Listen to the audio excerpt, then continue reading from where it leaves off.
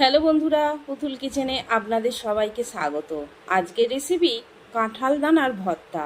এখানে কাঁঠাল দানাগুলো ছাড়িয়ে অর্ধেক করে কেটে ধুয়ে রেখেছি। তারপর প্রেসার কুকারে অল্প জল দিয়ে কাঁঠাল দানাগুলো দিয়ে আর একটু নুন দিয়ে প্রেসার কুকারের ঢাকনাটা বন্ধ করে গ্যাসে বসিয়ে দেবো।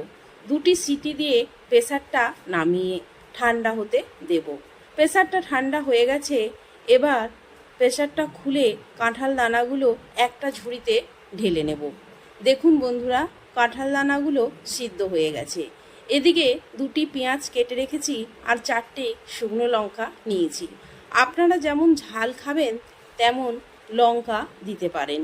এবার গ্যাসের মধ্যে কড়াই বসিয়ে সর্ষের তেল দিয়ে শুকনো লঙ্কাগুলো ভেজে তুলে রাখবো।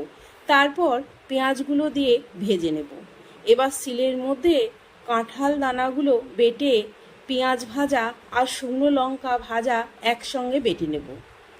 এবার একটা প্লেটে কাঁঠাল দানা বাটা আর পেঁয়াজ লঙ্কা বাটা নিয়ে একসাথে তার মধ্যে সার মধ্যে নুন সর্ষের তেল দিয়ে ভালো করে মেখে নেব।